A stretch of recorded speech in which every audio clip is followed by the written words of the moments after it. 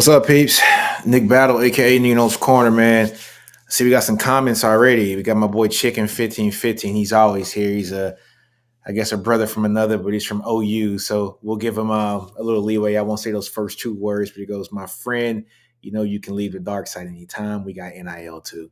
And I got a backstory about that, but I won't announce that here. Good pickup. Good pickup. That was a great pickup. Getting that defensive tackle from TCU by OU, man. But we ain't here to talk about OU, man. We're here to talk about Texas, man. We're gonna do some off season news, man.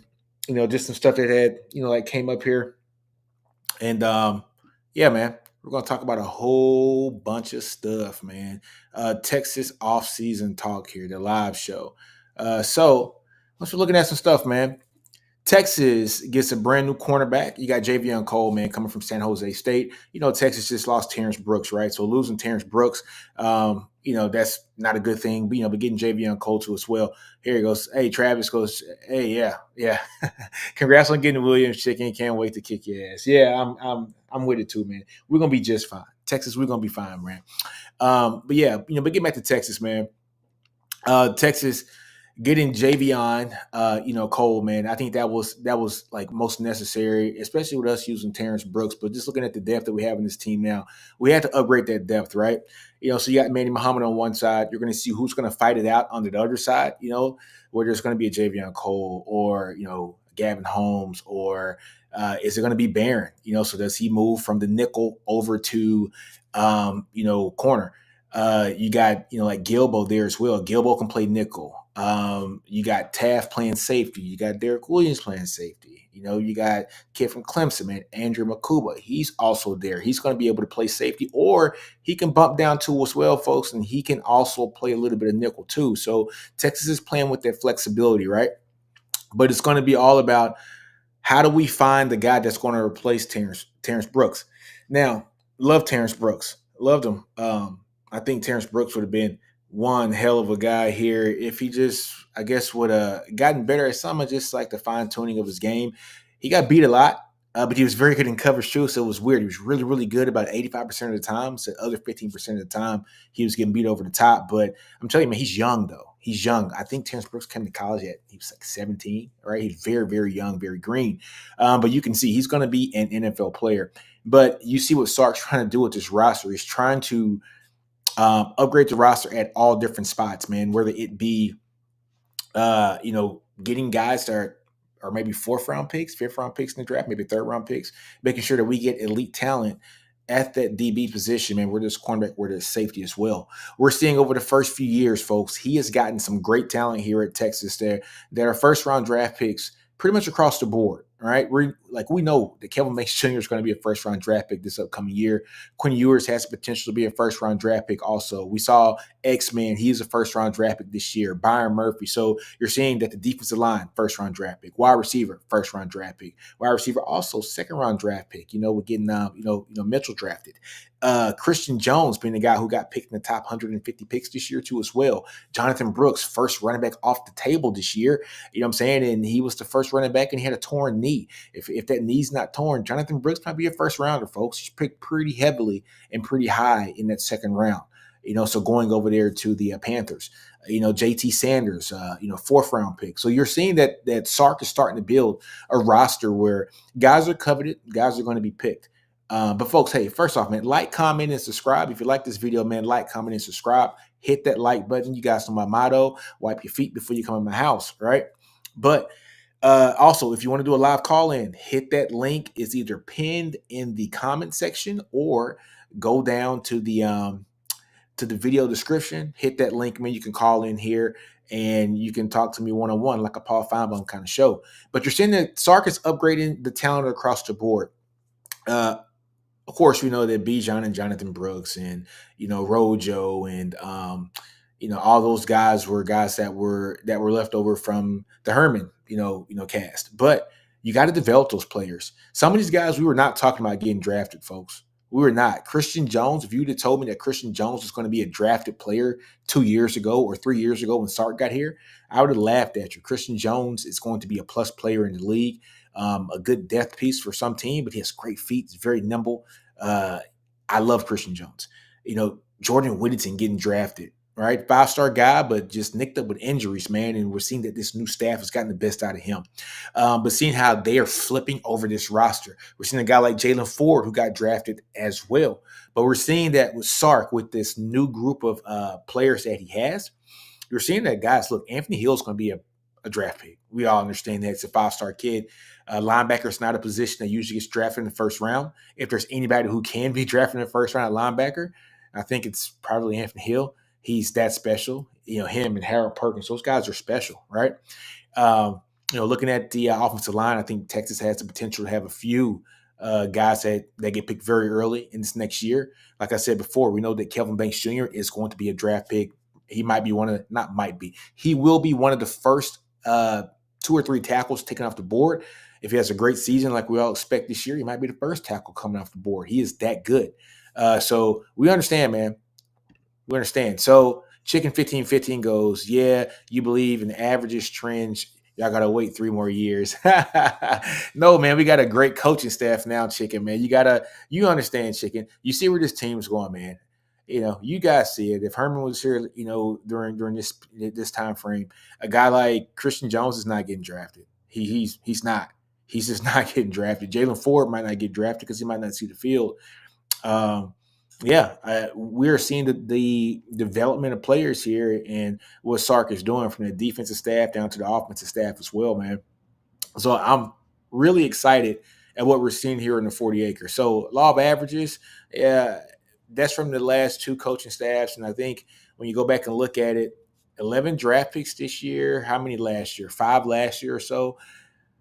He might have more draft picks in this, over his first 3 years than Herman and Strong had probably together. I'm gonna go look that up because I think that there are that might be a case. I'm gonna check that out for the next episode. So Stanley Klein says, I believe that the defense will be better overall. Stanley, hey, I believe it too, man. I believe it also. Almost kind of reminds me of last year where we thought that the running back position in the offense was going to take a step back since we lost Bijan and Rojo, and we lost some good players. This team got better, right? You had Quinn with an extra year. You got a better offensive line. These guys gelled together. They were young last year, starting 2 true freshmen, right? On this defensive side of the ball. On this defensive side of the ball, though, it's going to sting, man. We're losing 2 great defensive linemen, folks. Sweat and Murphy, the 2 best interior defensive line tandem here in the country this past year. So losing that's going to hurt a lot. But for Texas to be able to have, you got your Alfred Collins, Norton as well, Savea, your Vernon Broughtons, Aaron Bryant. I always forget Aaron's last name. So him as well. Those guys, man, in the middle. Alex January as well, man, but he's a true freshman. I'm not really sold on playing a lot of true freshmen. That's what got Texas in his pickle here, just over the last decade, is relying on true freshmen to come save the team. Supplement, yes, perfect to supplement the team, but relying on them to carry the team is something that you don't need here at Texas. Sark has done that. He's flipped that on the reverse. We relied on Kelvin Banks Jr. to be the centerpiece for this team at left tackle. He's not a freshman now. He will be a junior this coming year. He's going to be like a plus player as a junior. He's a plus player from the start, right? So, I'm excited about it, man. I'm excited about it. But that defensive line is something that I'm worried about. But maybe I'm not too worried about it, Stanley, because I think the ends are going to be a lot better, right? Ethan Burke and Colton Vasek. I think they're going to be outstanding this year. Colin Simmons, Trey Moore. I think from that standpoint, we're going to be a lot better, just on the defensive line, because I think we'll be more complementary as a line altogether, right? Stanley, I think this D is going to be a little bit better this year too as well. The secondary is going to be nuts. I'm telling you, the secondary is going to be, I wouldn't say nuts, but it's going to be a lot better than it was last year because I think we have more team speed in that secondary, right? Having Andrew Makuba.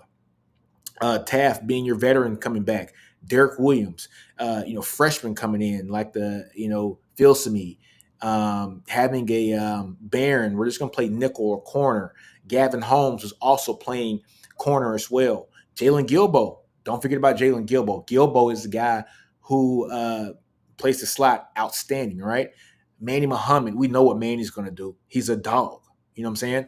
And so having those guys, couple those with the freshmen that are coming in, like the guys that are in their second year here too as well, like Roberson, McDonald, who can play safety as well. Just a very physical guy too as well. So I think Texas is set up in a good position. Trust your recruitments, trust your evaluations, and trust that the development is going to be there for these guys to increase their stock on what kind of player that they're going to be. We're seeing it across the board. The development is instrumental in what Texas has done for this team, and we've seen it from the defensive line back. And so, look, I'm excited to see what this team's going to do. Chicken goes, Nino, seriously, Sark does have more than the last two combined. Yeah, that's what I'm talking about, Chicken. That's that development piece that Sark's doing, man. And I think that's where people are very excited about what Texas is doing here, man, is that, yes, he has developed players, and these players have come up to be plus players here at Texas. And some of the players that we hear from the previous staffs, man, I wonder what some of those guys would have looked like in Sark's offense and in Sark's staff for their development. A couple guys that come to mind, I look at like a Brennan Eagles, 5-star guy. I think under the right system could have been something really good. Big, fluid wide receiver. You know, him. I look at Topi Amadi, offensive lineman. If he would have had maybe 1 or 2 more years with Cal Flood, his size and his strength, I think Topi would have been a guy that, could have been one of the ones that got drafted, man. You look at a guy like Patrick Vahe, yeah, he had a cup of coffee in the league, but he started as a freshman and he never kind of reached his heights. So I think him being a guy that would have been taught by Cal Flood maybe could have done something special too as well. But yeah, you just look across the board. I think Texas had the opportunity, if those players would have been under a different coaching staff, to develop into some really, really good players, man, and be some plus players in the league. But look, got who we got now. So Stanley goes, yeah, maybe not the D line, but the secondary will be better. Yeah, I think the D line as a whole will be better. All right, how do I want to say this? Not the interior D line. I think we take a step back on the interior, but the edges, we come out on top on the edges. I think the edges this year are, this team will be better. I think we're going to play complementary football from the defensive line standpoint. Defensive tackles are going to be solid. They're not going to be what we had last year, folks. However, the defensive ends, those guys are going to be better. And so I think we play complementary defensive line play, if that makes sense, folks. Stanley also says, the D-line won't have to generate a pass rush just to play. Yes, exactly. Just what we were saying there, man. I'm excited to see what Trey Morris can do off the edge. I'm excited to see what Colin Simmons is going to do as a true freshman, right? But the beauty about Colin Simmons is we don't have to depend on him to be everything. Barron Sorrell, Ethan Burks, Colton Vasek, Trey Moore, those guys are going to come in and do some really good things. And you supplement that with a 5-star, top 10 player, top 5 player in the country in Colin Simmons, like we did last year with Anthony Hill, right? We supplemented him initially, and then by the end of the season, we knew he was one of the ones, right? We saw at Alabama he was one of the ones, but by the end of the season, we really saw Anthony Hill was one of the ones, right? So he had to play. Chicken goes, Nino, seriously, your defense made Arch look good. Be real. No, I think Arch is Arch, man. I don't think you guys were giving Arch Manning enough credit. He's a Manning, first off, so he is going to be coached properly and coached right. He has that DNA in him. Every Manning that we've seen play has had that DNA in him and had that level of what's the word I want to say, that level of sophistication when it comes to play. I think he's going to be good, man. His quick release is outstanding. We can look at even the play that he threw. Terrence Brooks got beat, wide open play. Of course, you make that throw, but it's some of the other throws he made that were just dimes in the window. You got to give Arch Manning credit. I like what I saw, and I think honestly, I think Texas might have the best backup in the country, and possibly the best quarterback room in the country. And I don't have to see what Arch did in any games. He didn't have to play in a lot of games last year. Quinn did his thing. But I feel comfortable with this team that I pray nothing happens to Quinn. But if there's an injury, we know Quinn has been injury prone. I feel very comfortable. If this team had to lean on Arch for a couple games, I'm not worried. I'm not worried He's been running the variation of Sark's offense since high school too, as well. And yeah, I think Arch is going to be a very plus player here at Texas, man. Very plus player. And then Chicken gives me another comment. Nino got his moonshine from West Virginia. Get out of here, dude. Quentin, what's going on? Quentin, what's Gucci, man? What's good? What's going on, man? Hit that like button, like Quentin says. People hit that like button. We're not gonna be in here too long today, folks. Man, I'm gonna probably give you guys 30 minutes. As you can see, it's not the normal setup. I'm in my bedroom because all my stuff got moved out yesterday. Moving back to Connecticut. All right, I'm down here in Maxwell Air Force Base in Montgomery. So the movers came and packed all my stuff yesterday. So I have no furniture but my bed, and I'm selling my house. So I'm leaving this to the people who are buying the house. It's a brand new couple. So, yeah, I'm in my bedroom with nothing but me, myself, and I, and a TV. All right. So, not the normal setup, but in a couple weeks, you'll see me back home in the basement with the office set up, Nino's Corner sign, the whole thing. Chicken goes, in all seriousness, SEC offense isn't what we're used to seeing in the quarterback skills and schemes in the Big 12. Hey, Chicken, are you saying that as far as the offenses, we're used to seeing better offenses in the Big 12? Or are we saying that the offenses in the SEC are going to be better? I'm going to lean and say that Texas and Oklahoma have not seen the offensive lines, in that Big 12 that we have seen, that we will see in the SEC, right? Look, man, it is what it is. All the big boys go play in the SEC for offensive and defensive line, and we haven't matched that on a game by game basis. I think that's something that Texas is going to have to. Texas and OU going to have to get used to that grind, man. And I'm hearing from a lot of SEC fans and a lot of SEC.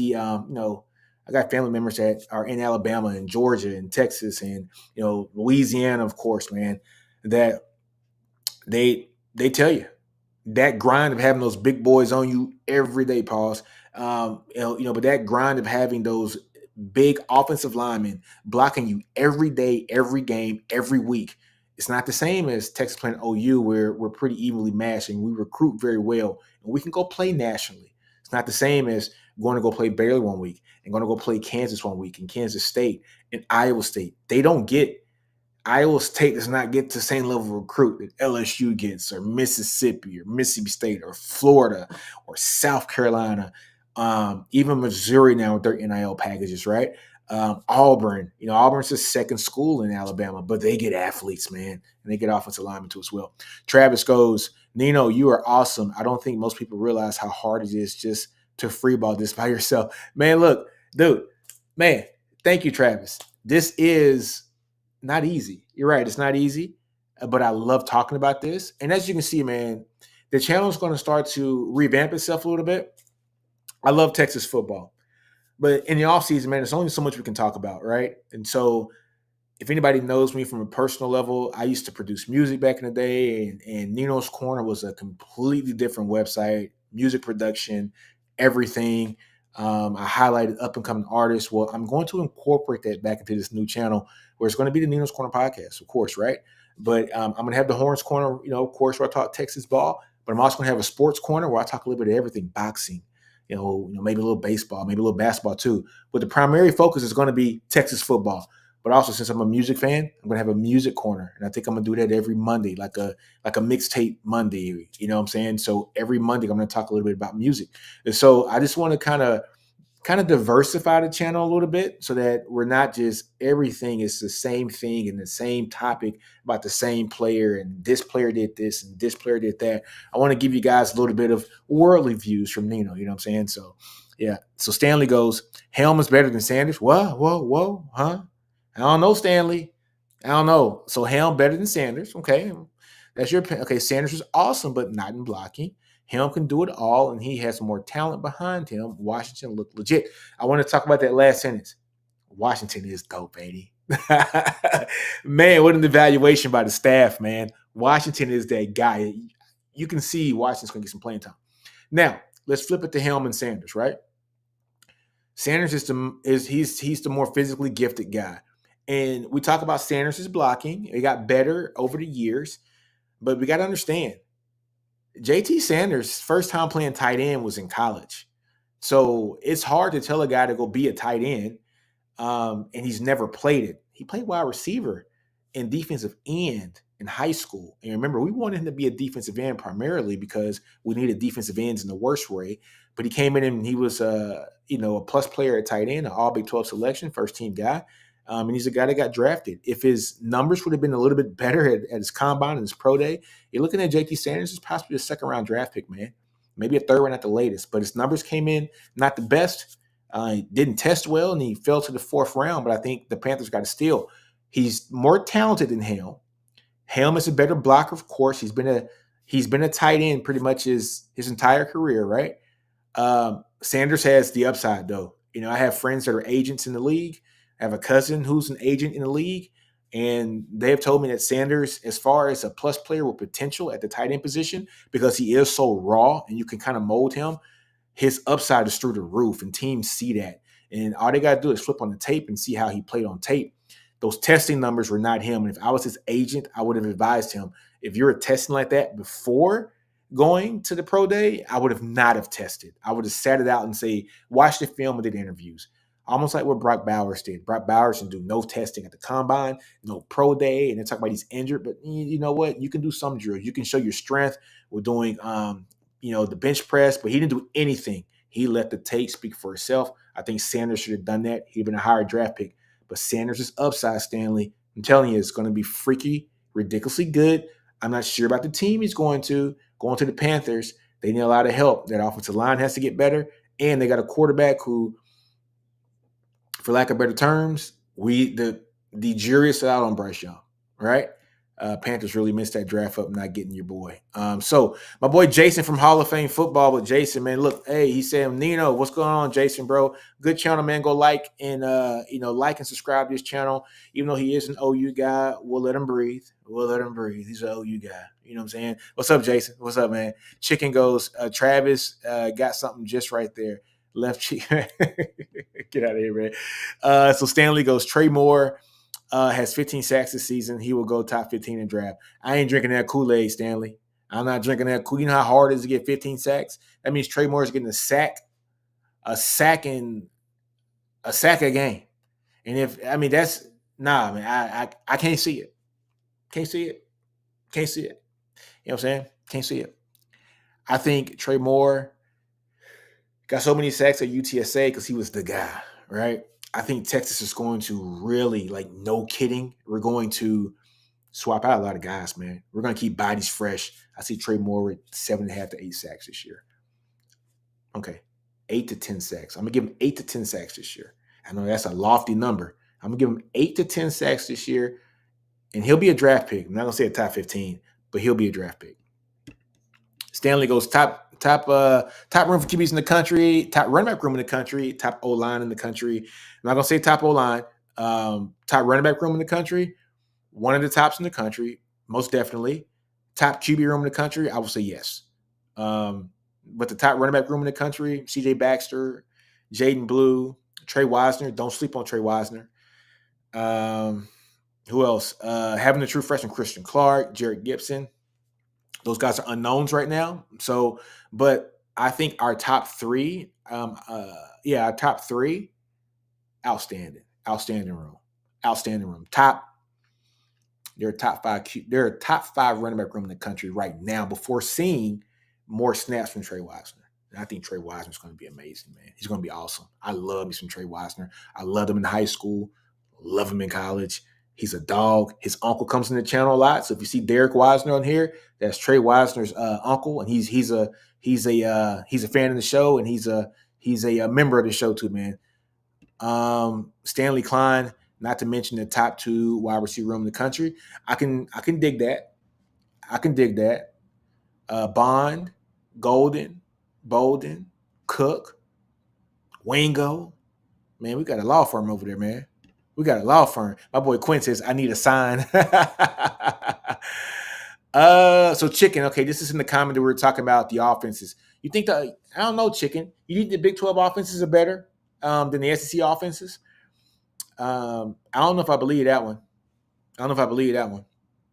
Because who in the Big 12, offensive-wise, is an offensive genius like Lane Kiffin? That's all I'm going to say. Um, SEC is weak in weather. SEC is weak in weather.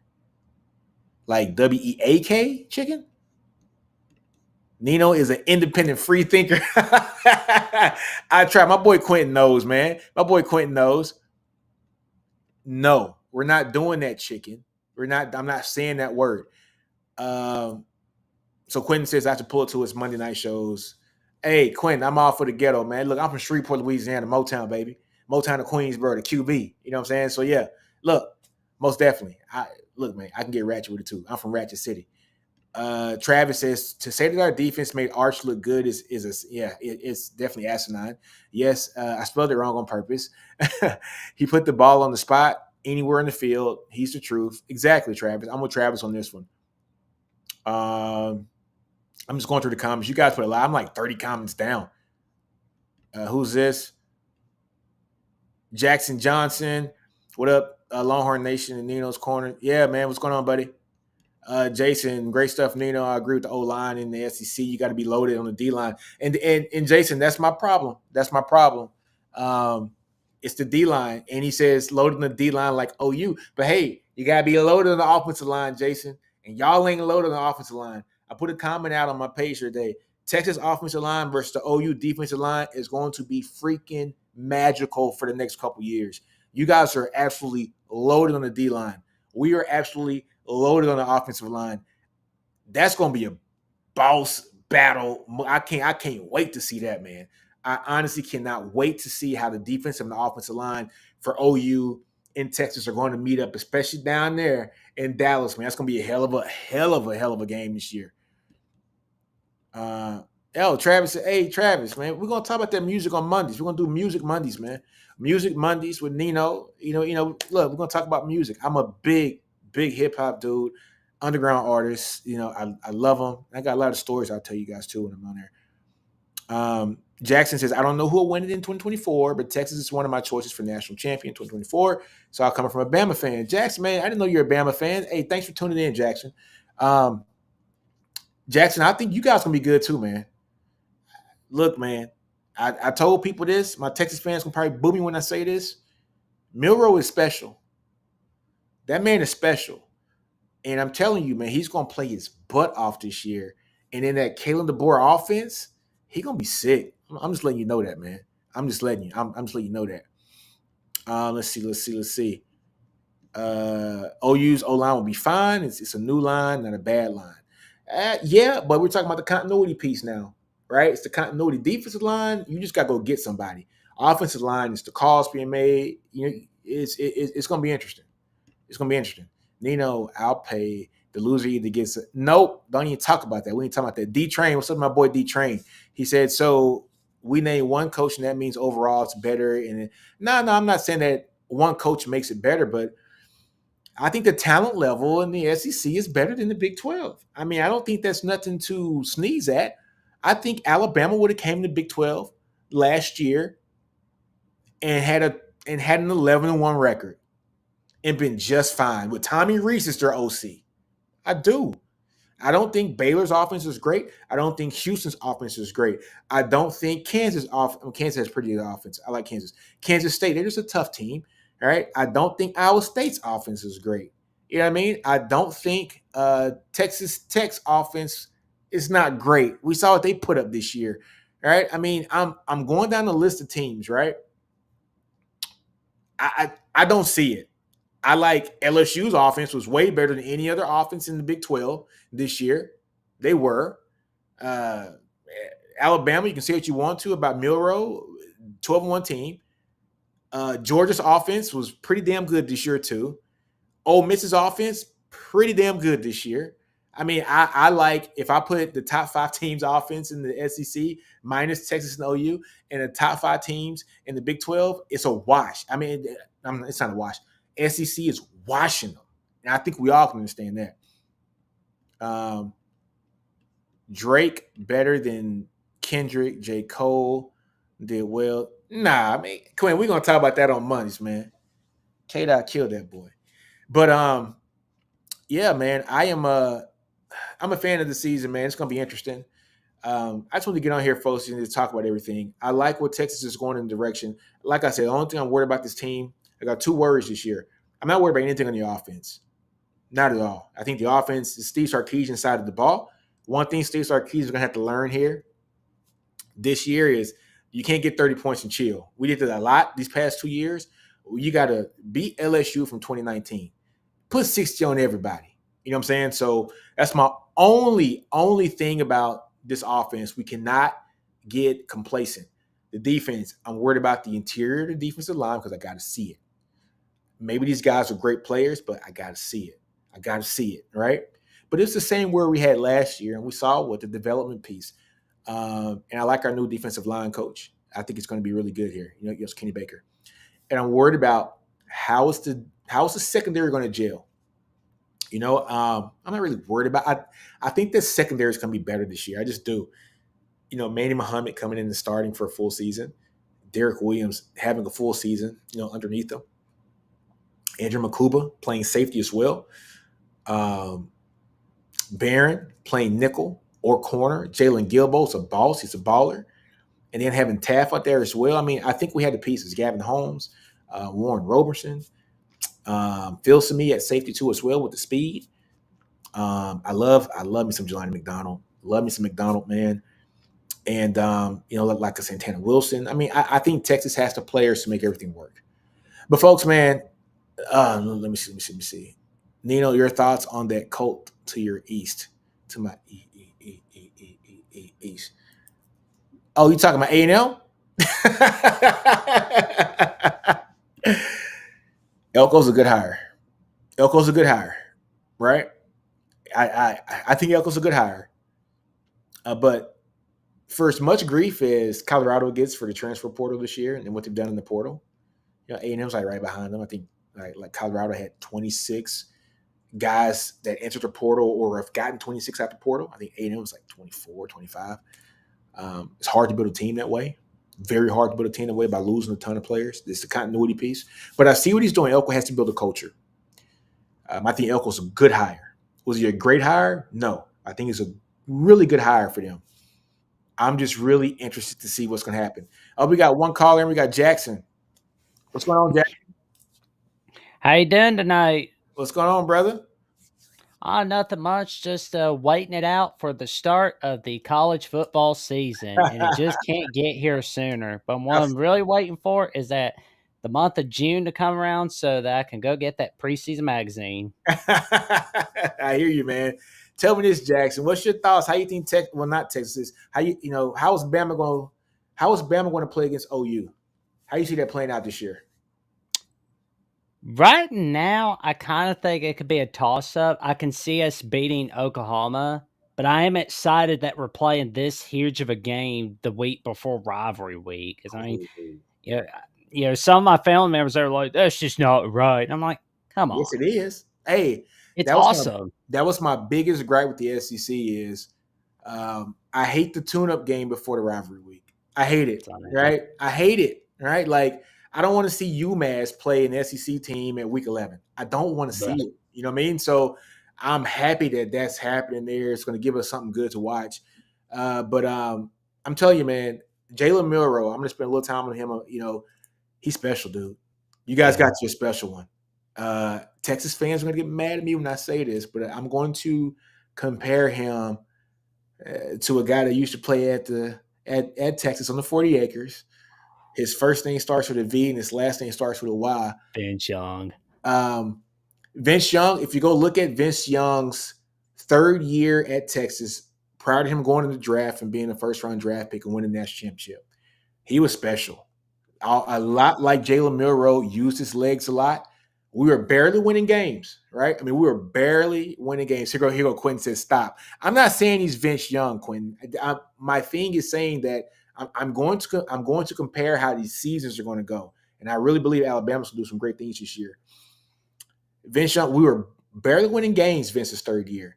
I mean, but we were winning because of him, right? But they were barely winning by 5 points here or 2 points here. We lost to OU 12-0 that year. But Vince Young has his coming out party in the the whole season, really, man. But that game against Michigan where he came out and just did his thing, he killed it. The Um, granddaddy of them the all. granddaddy of them all in the Rose Bowl. And then the next year, he went on sicko mode. He killed everybody. It was not even a close season, to be honest with you, until we got into the bowl game with USC. I think Jalen Milroe, I see his mindset, and I see how Jalen Milroe is is is so into Alabama when everybody was leaving. And I think it's the perfect marriage with him and Kalen DeBoer, with him having a real offense this year. They're gonna be sick this year in offense. Hey, Texas fans, I'm a Texas grad, right? I went to school with these guys, Vince Young. I talked to the George Walkers and stuff pretty much on a weekly basis. Oh, wow. My fraternity brother played football at Texas. I got guys on group chats on with behind the scenes that we talk football that played on that national championship team. I talk to those guys on a pretty regular basis. You guys have seen me have Tim Crowder on like an episode. You guys have seen me have Tony Hills on here before. I know Jay Scott. I know all these guys, man. Look, I understand it. You guys don't want to hear this. I'm not saying it's going to be Vince Young, folks. Don't say that. I'm saying I'm looking at the season that Alabama is going to have this year. I think they're going to have a pretty damn good season. It's going to be because Jalen Milroe. You know, Jalen Milroe is a guy who could not pass the ball. 4 from 31, right? Yep. Yeah. You know, I mean, it's every game got better. He got better every game. And so here's Jason goes, he goes left my ass He's off. got me thinking about 4th and 18 with Texas in 05 Yeah. against, I guess it was Kansas, I believe. Yeah. So look, man, take it for what you want. I think Jalen Milroe is going to have a hell of a season this year, man. He's going to have a hell of a season. He has, I mean, just think how good he would have been without Tommy Reese last year, folks. I want you guys to think about this. In spite of having Tommy Reese, the team went 12-1 and won the SEC. You know what I'm saying? They went 12-1 and won the SEC without a real offensive coordinator. That's all I'm saying. That's all I'm saying. All right. And the offensive line was not good last year, right? I can say that for a fact. His offensive line was not good. So I think they're going to be a lot better team this year. Kalen DeBoer is going to come in and do some great things for Jalen, man. I can't wait to see it. But hey, man, thanks for tuning in, Jackson. Thank you for having me on, man, and have an awesome night. Sleep well, stay safe, and stay away from the pollen. There's too much. You'll get allergies from it, man. Gotcha, man. Tune in anytime, Jackson. I'll make sure to do that. All right, bro. My boy Jason goes, that's the best college football team in Texas history, not even close. The 05 team, right? Yeah, I mean, I get it. I'm just saying I'm comparing what this season, not comparing these guys who go undefeated and win a championship, guys. I'm talking about the maturation process of Milroe. I think it's going to be extraordinary this year. I really do. I really think it's going to be extraordinary. I think you guys are sleeping on how talented this kid is. I really do think you guys are sleeping on how talented this guy is. He's special. He's special. I'm telling you right now, he's special. And I don't think people want to hear how special this kid is. I think people are going to be they're in denial right now of how special Jalen Milroe is going to be, especially in that Kalen DeBoer offense. He's going to be sick. You guys are going to see it. They might not go undefeated, but they'll be in the playoffs this year. Watch. Best game I've ever seen too. Yes. Well, it's a tall order. It's a tall order that this Alabama team is going to be better than last year's team. Yeah. Okay.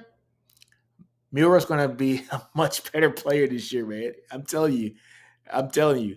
Hey, I'm glad we're not playing him this year, Jason. You guys got to handle that smoke this year. You guys have fun with that smoke. And after you guys get some of that smoke, I want you to come on the show and we're going to talk about that. Jackson Arnold, Jalen Milroe. Who you picking, Jason? Who you picking? Who you picking to lead this team this year? I don't know why you guys, because you guys love to come mess with me, chicken. That's why. You guys love me, first off. I'm your favorite Longhorn. I'm your favorite Longhorn. And you guys love me. That's why you guys come to the channel. You going to pick Jackson Arnold over Jalen Milroe? I'm out of here. Jason, you my boy, man. I love you, big dog. I'm out of here. But look, guys, I do have to go. I got to go call the wife and kid. Make sure the kid's doing this thing, man. But yeah, appreciate you guys tuning in, man. Like, comment, subscribe. Hell of a season coming up, man. I cannot wait. You guys to see me on here again Monday. I'll be doing the Music Monday series. Tuesday's gonna be the Texas Tuesday series, and Wednesday, we got the SEC Connect. Me, Ty, Steven, Chris with a K, and Jay from Unfair Sports, man. It's gonna be a great, great, great season, man. And yeah, Horns always up, man. Deuces.